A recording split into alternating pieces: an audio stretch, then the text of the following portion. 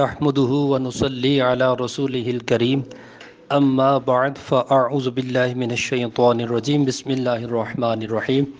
آج ہمارے فرض علوم کورس کا سبق نمبر 13 ہے، پیج نمبر 140 سے آج ہم پڑھیں گے ولایت کا بیان۔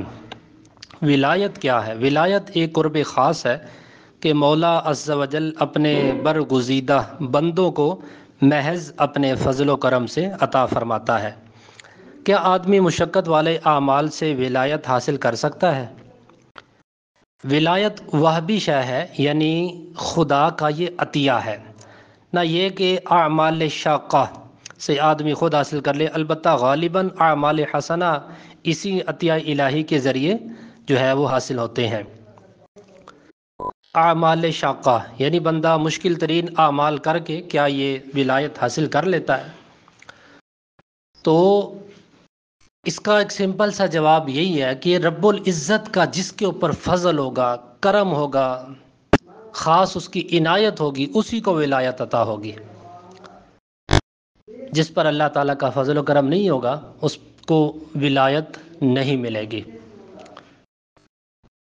کیا ولایت بے علم کو مل سکتی ہے؟ ولایت بے علم کو نہیں، اہل علم کو ملتی ہے، خواہ علم بطور ظاہر حاصل کیا ہو یا اس مرتبہ تک پہنچنے سے بیشتر اللہ عز و جل نے اس پر علوم جو ہے منکشف کر دیے ہوں، یعنی ظاہر کر دیے ہوں، اللہ تعالیٰ نے اس کو وہ علم عطا فرما دیا ہو۔ کس امت کے اولیاء سب سے افضل ہیں؟ تمام اولیاء اولین و آخرین سے اولیاء محمدین یعنی اس امت کے اولیاء افضل ہیں۔ اس امت میں سب سے افضل کون سے اولیاء کرام ہیں؟ تمام اولیاء محمدین میں سب سے زیادہ اولیاء محمدین میں یعنی اس کا مطلب یہ ہے کہ نبی علیہ الصلوۃ والسلام کی امت کے جو اولیاء ہیں ان میں سب سے زیادہ معرفت و قرب الہی میں خلفائے اربعہ رضی اللہ تعالی عنہم، اور ان میں وہی ترتیب افضل ہے، سب سے زیادہ معرفت و قرب صدیق اکبر کو ہے، پھر فاروق اعظم، پھر ذو النورین یعنی عثمان غنی، پھر مولا علی مرتضیٰ کو رضی اللہ تعالی عنہم۔ یعنی یہ پیچھے بھی ہم بات سن چکے ہیں، سیدنا صدیق اکبر، فاروق اعظم، عثمان غنی، پھر مولا علی، اس طرح یہ افضلیت کی ترتیب ہے۔ کیا شریعت اور طریقت الگ الگ راہیں ہیں؟ جواب: طریقت منافی شریعت نہیں، وہی شریعت کا باطنی حصہ ہے۔ بعض جاہل متصوف صوفی بننے والے جو یہ کہہ دیا کرتے ہیں کہ طریقت اور شے ہے، شریعت اور محض گمراہی ہے، اور اس ذم باطل کے باعث اپنے آپ کو شریعت سے آزاد سمجھنا صریح کفر و الحاد ہے۔ اپنے آپ کو اس طرح کی باتیں کر کے نا، جو بڑے بننے پھرتے ہیں صوفی ٹائپ قسم کے لوگ، اور نہیں جی نہیں، وہ طریقت اور چیز ہے، شریعت اور چیز ہے، ہم تو جو ہے طریقت پر چل رہے ہیں وغیرہ وغیرہ۔ طریقت بھی وہی ہے نا جو شریعت ہے۔ ٹھیک ہو گیا جی؟ شریعت پر جو چلے گا صحیح معنوں پر وہی دائرے طریقت پر ہوگا۔ اب شریعت کو چھوڑ کر کون سی طریقت وہ حاصل کرنا چاہتا ہے؟ ایک بندہ نماز نہ پڑھے، 5 ٹائم کی نماز نہ پڑھے، والدین کی فرما برداری نہ کرے، شریعت کو پامال کرے، ہیں جی خلاف شرع کام کرے، پیری مریدی ایسی کرے جناب جو شریعت کے خلاف ہو، ایسے کام کرے جن کی شریعت اجازت نہ دیتی ہو، یہ شریعت کے خلاف ہو، اور کہے جی یہ تو صوفی ہے، لوگ یعنی اس کے بارے میں کہیں جی یہ تو صوفی ہے، یہ تو طریقت پر چل رہا ہے۔ ایسا بندہ جو ہے یہ بالکل اپنے باطل نظریات پر ہے، اور بالکل شریعت سے اپنے آپ کو اگر آزاد کر لے، حلال و حرام بالکل یہ مکس کر دے، حلال چیز کو بھی یہ کہے جی یہ بھی حلال ہے، اور جو حرام ہے اس کو بھی کہے جی یہ بھی حلال ہے، حرام کو بھی حلال سمجھے، تو پھر ظاہر ہے حکم کفر ہے۔ کیا کوئی ولی شریعت کی پابندی سے آزاد ہو سکتا ہے؟ احکام شریعت کی پابندی سے کوئی ولی کیسا ہی عظیم ہو سب کو دوش نہیں ہو سکتا، یعنی آزاد نہیں ہو سکتا، وہ شریعت کا پابند ہی رہے گا، چاہے کوئی جتنے بھی اعلیٰ سے اعلیٰ مرتبے پر ہو۔ بعض جو یہ بک دیتے ہیں، یعنی جاہل قسم کے لوگ، کہ شریعت راستہ ہے، راستہ کی حاجت جو ہے ان کو ہے جو مقصود تک نہ پہنچے ہو، ہم تو پہنچ گئے ہیں۔ سید الطائفہ حضرت جنید بغدادی رضی اللہ تعالی عنہ نے انہیں فرمایا صدقوا لقد وصلوا ولكن الى اين الى النار، یعنی وہ سچ کہتے ہیں، بے شک پہنچے ہیں مگر کہاں؟ الى النار، جہنم کو۔ اللہ اکبر! کیا مجذوب کے لیے بھی یہی حکم ہے؟ اگر مجذوب سے عقل تکفیلی زائل ہو گئی ہو، جیسے غشی والا، تو اس سے عقل شریعت اٹھ جائے گا، مگر یہ بھی سمجھ لو کہ جو اس قسم کا ہوگا شریعت کا کبھی مقابلہ جو ہے وہ نہ کرے گا۔ تو یہ جو لفظ آیا ہے، اگر مجذوب سے عقل تکفیلی زائل ہو گئی ہو، عقل تکفیلی یعنی جو اس کو یوں سمجھ لیں کہ ایک بندہ ہوتا ہے نا شریعت کا مکلف، مکلف کہتے ہیں جو شریعت کا پابند ہو۔ ہم الحمدللہ سب مکلف ہے، جیسے بالغ ہوا بندہ تو مکلف ہو گیا۔ تو مکلف وہی ہوتا ہے جو شریعت کا پابند ہو۔ تو جو اس چیز سے بالکل وہ کیا کہتے ہیں کہ آزاد ہو گیا، آزاد اس طرح ہو گیا کہ اس کی عقل تکفیلی زائل ہو گئے۔ وہ کیسے کہ پاگل ہو گیا بیچارہ، وہ دیوانہ اس حد کا ہو گیا کہ اس کو پتہ ہی نہیں چل رہا، بالکل اس کو سمجھ ہی نہیں رہے، بالکل وہ جو ہے مجذوب ٹائپ بن گیا، پتہ ہی نہیں اس کو اچھے برے کا، اس لیول کا بندہ۔ تو ایسے بندے کے اوپر پھر شریعت کے احکام لاگو نہیں ہوتے۔ جیسے کوئی پاگل ہے، بالکل پاگل ہے، تو ظاہر ہے اس کے پھر نماز روزہ فرض نہیں ہے، زکوٰۃ فرض نہیں، رمضان کے روزے فرض نہیں۔ مجذوب، اتنا مجذوب، ایک تو ہوتا ہے نا یہ اوپر سے مجذوب بنے ہوتے ہیں، جانتے سب کچھ ہیں، بس اوپر سے مجذوب بنے ہوئے ہیں برائے نام۔ تو ایسے نہیں ہیں، مراد یہ ہے کہ جو واقعی درویش قسم کا بندہ ہو۔ ایسے لوگ ہیں ابھی بھی مل جاتے ہیں، بالکل درویش ٹائپ، ان کو اتنی زیادہ سمجھ نہیں ہوتی، بالکل وہ دیوانے سے مجذوب ٹائپ۔ تو ایسے بندے کے اوپر جو ہے شریعت کا حکم پھر وہ لاگو نہیں ہوتا، عقل شریعت اٹھ جائے گا، یعنی شریعت کا جو حکم ہے شریعت کا وہ پابند نہیں رہے گا، یہ اس کا مطلب ہے۔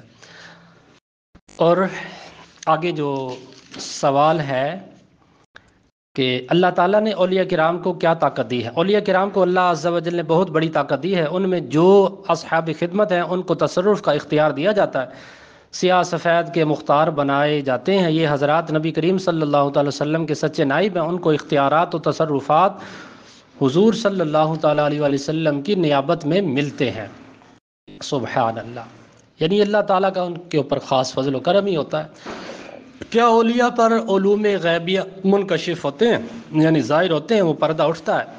جی ہاں، علوم غیبیہ ان پر منکشف ہوتے ہیں، ان میں بہت کو ما کان و ما یکون، جو ہو چکا اور جو ہونے والا ہے، اور تمام لوح محفوظ پر اطلاع دی جاتی ہے، مگر یہ سب حضور اقدس کے واسطہ و عطا سے ہے۔ بے وساطت رسول کوئی غیر نبی کسی غیب پر مطلع نہیں ہو سکتا۔ غیبی طور پر جو ہے، حقیقی طور پر غیب کا علم وہ اللہ تعالیٰ ہی جانتا ہے، لیکن اللہ تعالیٰ کی عطا سے اس کے پیارے محبوب پھر نبی علیہ الصلوۃ والسلام کے وسیلے سے، سرکار کے واسطے سے اولیاء کرام کو بھی یہ مقام مل جاتا ہے کہ وہ بھی غیب کا علم جان لیتے ہیں اللہ تعالیٰ کی عطا سے۔ خاص کسی کے اوپر اللہ تعالیٰ کے فضل و کرم ہوتا ہے۔ کرامات اولیاء کے منکر کا کیا حکم ہے؟ کرامات اولیاء حق ہیں، اس کا منکر گمراہ ہے۔ یعنی جو کسی ولی کی کرامت کا انکار کرتے ہیں نا کہ یہ کچھ بھی نہیں ہے، ولیوں کی کوئی کرامت نہیں ہے، تو ایسا بندہ گمراہ ہے۔ اولیاء کرام سے کس قسم کی کرامت کا صدور ہو سکتا ہے؟ جواب: مردہ زندہ کرنا، مادر زاد اندھے کوڑی کو شفا دینا، مشرق سے مغرب تک ساری زمین ایک قدم میں طے کر جانا۔ غرض تمام خوارق کی عادات اولیاء سے ممکن ہے، سوا اس معجزے کے جس کی بابت دوسروں کے لیے ممانعت ثابت ہو چکی ہے، جیسے قرآن مجید کے مثل کوئی صورت لے کر آنا، یا دنیا میں بیداری میں اللہ عز و جل کے دیدار یا کلام حقیقی سے مشرف ہونا، یا اپنے کسی ولی کے لیے اس کا دعویٰ کرے، کافر ہے۔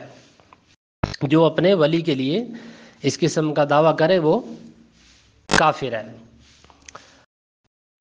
لیکن ہم کرامت ولی کا انکار نہیں کرتے، ہم یہ کہتے ہیں کہ اللہ تعالیٰ نے اپنے اولیاء کرام کو یہ مرتبہ عطا فرمائی، شان عطا فرمائی کہ ان سے کرامات کا ظہور ہوتا ہے۔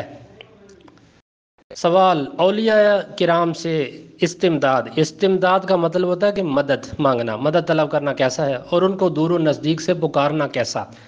جواب، ان سے استمداد و استعانت محبوب ہے۔ استعانت اس کا معنی بھی مدد ہی ہے، یہ مدد مانگنے والے کی مدد فرماتے ہیں، چاہے وہ کسی لفظ یعنی جائز لفظ کے ساتھ ہو۔ اسی طرح ان کو دور و نزدیک سے پکارنا اسلاف بزرگوں کا طریقہ ہے۔ رہا ان کو فاعل مستقل جاننا، یہ وہابیہ کا فریب ہے۔ مسلمان کبھی ایسا خیال نہیں کرتا، مسلمان کے فعل کو خواہ کبھی صورت پر ڈھالنا وہابیہ کا یہ خلاصہ ہے۔ یعنی یہ جو وہابی قسم کے لوگ ہیں یہ اس قسم کی باتیں کرتے ہیں۔ یہ جو لفظ آیا نا کہ فاعل مستقل جاننا، فاعل مستقل جاننا یعنی بغیر واسطے کے، جس طرح وہ ذاتی اور عطائی کا ہم نے پڑھا تھا نا کہ فاعل مستقل جو ہے وہ صرف اللہ تعالیٰ کی ذات ہے۔ ٹھیک ہے، فاعل مستقل اللہ تعالیٰ کی ذات ہے کہ اس میں کوئی واسطہ نہیں ہے۔ اللہ تعالیٰ جو کرتا ہے، جو عطا فرماتا ہے، اللہ تعالیٰ کو کوئی نہیں دیتا، بلکہ اللہ رب العزت کا یہ علم عطا سب کچھ اپنا ہے، ذاتی ہے۔ اور جو اللہ تعالیٰ کے نیک بندے مدد کرتے ہیں، انبیاء کرام مدد کرتے ہیں، تو یہ اللہ تعالیٰ کی عطا سے ہے۔ فاعل مستقل ہم ان کو نہیں جانتے، بلکہ ہم یہ کہتے ہیں کہ یہ اللہ تعالیٰ کی عطا سے مدد کرتے ہیں۔ حقیقی مشکل کشا اللہ تعالیٰ ہی ہے، لیکن اللہ تعالیٰ کی عطا سے، ذاتی اور عطائی کا فرق، اس کو سمجھنا ضروری ہے۔ سوال، اولیاء کے مزارات پر حاضری دینا کیسا ہے؟ ان کے مزارات پر حاضری مسلمان کے لیے سعادت و باعث برکت ہے۔ کیا اولیاء کرام قبروں میں زندہ ہیں؟ جی ہاں، اولیاء کرام اپنی قبروں میں حیات ابدی کے ساتھ زندہ ہیں۔ ان کے علم و ادراک و سمع بصر یعنی سننے کی طاقت، دیکھنے کی طاقت پہلے کی بنسبت بہت زیادہ قوی ہو جاتی ہے۔ سبحان اللہ، اللہ تعالیٰ کا کرم ہوتا ہے کہ پہلے سے بھی زیادہ قوی ہو جاتی ہے، طاقت زیادہ آ جاتی ہے۔ اولیاء کو اصال ثواب کرنے کا کیا فائدہ ہے؟ انہیں اصال ثواب نہایت موجب برکات و امر مستحب ہے۔ اسے عرفاً براہ ادب نظر و نیاز کہتے ہیں، جیسے بادشاہ کو نظر دینا، یہ نظر شرعی نہیں۔ ان میں خصوصاً 11ویں شریف کی فاتحہ نہایت عظیم برکت کی چیز ہے۔ عرس اولیاء کرام یعنی قرآن مجید جو ہم پڑھتے ہیں، قرآن خوانی و فاتحہ خوانی و نعت خوانی، واعظ و نصیحت، بیان وغیرہ، ایصال ثواب اچھی چیز ہے۔ رہے گناہوں کے کام، وہ تو ہر حال میں مذموم ہیں، برے ہیں، اور مزارات طیبہ کے پاس وہ اور زیادہ مذموم ہے۔ یہ دیکھا نا آپ نے مزارات پر یہ جو غیر شرعی کام ہوتے ہیں، تو ظاہر ہے یہ غیر شرعی کام مزار پر بھی ناجائز ہے، مزار کے علاوہ بھی ناجائز ہے۔ اگر کوئی مزار پر کرے گا تو اور بھی زیادہ برا کرے گا، کیونکہ وہاں ظاہر ہے ایک اللہ تعالیٰ کے ولی کا یہ تقدس جو ہے اس کو پامال کر رہا ہے۔ تو جو چیز بری ہے وہ بری ہے، یہ نہیں کہ ایک وہاں پر خلاف شرع کام ہوتا ہے بندہ کہے نہیں جی وہاں جانا ہی ناجائز ہے، ایسا نہیں ہے۔ شادی پر ناجائز کام ہو تو ہم کیا کہیں گے؟ بھی شادی ناجائز ہوگی؟ شادی تو جائز ہی رہے گی۔ جو ناجائز چیز ہے اس کو ختم کیا جائے، جو غلطی ہے اس کو ٹھیک کیا جائے۔ یہ نہیں ہے کہ بندہ ویسے ہی فتویٰ لگا دے نہیں جی مزار پر جانا ہی حرام ہے، ایسا نہیں ہے۔ پیر کس کو بنانا چاہیے؟ یہ بڑا اہم سوال ہے اس دور میں۔ جواب، پیر کے لیے 4 شرطیں ہیں۔ کون کون سی؟ قبل از بیعت ان کا لحاظ ضروری ہے۔ پہلی، سنی صحیح العقیدہ ہو، بد عقیدہ نہ ہو، اتنا علم رکھتا ہو کہ اپنی ضروریات کے مسائل کتابوں سے نکال سکے۔ فاسق معلن نہ ہو، فاسق معلن اس کو کہتے ہیں جو اعلانیہ گناہ کرنے والا ہو، اس کا سلسلہ نبی علیہ الصلوۃ والسلام تک متصل ہو، یعنی ملا ہوا ہو۔ یہ جو بڑے ہمارے سلاسل ہیں نا، نقشبندی، اسی طرح چشتی، قادری، اویسی، یہ جو 4 بڑے سلسلے ہیں یہ مستقل ہیں، متصل ہیں، نبی علیہ الصلوۃ والسلام تک پہنچتے ہیں۔ کچھ عقائد، مختصر دلائل کچھ عقائد کے اوپر علم غیب کے حوالے سے اب یہاں بیان ہوگا۔ کیا اللہ تعالیٰ نے ہمارے نبی محمد مصطفیٰ صلی اللہ تعالیٰ علیہ وسلم کو علم غیب عطا فرمایا؟ جی ہاں، قرآن و حدیث سے ثابت ہے کہ اللہ تعالیٰ نے حضور کو کثیر علم غیب عطا فرمایا ہے۔ کچھ دلائل درج ذیل ہیں، اب دلائل یہاں پیش کیے جائیں گے، ان کو آپ اپنے طور پر محفوظ کر لیجئے گا۔ اللہ تعالیٰ فرماتا ہے عالم الغیب فلا یظہر علی غیبہ احدا الا من ارتضی من رسول، غیب کا جاننے والا تو اپنے غیب پر کسی کو مسلط نہیں کرتا سوائے اپنے پسندیدہ رسولوں کے۔ سبحان اللہ، یہ فرمایا جا رہا ہے کہ اللہ تعالیٰ کسی کو یہ نہیں دیتا، ہر کسی کو نہیں دیتا، البتہ اپنے پسندیدہ رسولوں کو یہ عطا فرما دیتا ہے۔ پتہ چلا کہ اللہ تعالیٰ اپنے پسندیدہ رسولوں کو غیبوں پر مطلع فرماتا ہے، اور کوئی مسلمان اس بات میں شک نہیں کر سکتا کہ ہمارے پیارے آقا صلی اللہ تعالیٰ علیہ وسلم اللہ تعالیٰ کے پیارے رسول اور حبیب ہیں۔ اللہ تعالیٰ فرماتا ہے وَعَلَّمَكَ مَا لَمْ تَكُنْ تَعْلَمْ وَكَانَ فَضْلُ اللَّهِ عَلَيْكَ عَظِيمًا، اور تمہیں سکھا دیا جو کچھ تم نہ جانتے تھے، اور اللہ کا تم پر بڑا فضل ہے۔ اس آیت کے تحت تفسیر جلالین میں ہے، یہ جس طرح ہم پڑھتے ہیں نا تفسیر صراط الجنان، تفسیر خزائن العرفان وغیرہ، تو اسی طرح یہ تفسیر ہے تفسیر جلالین۔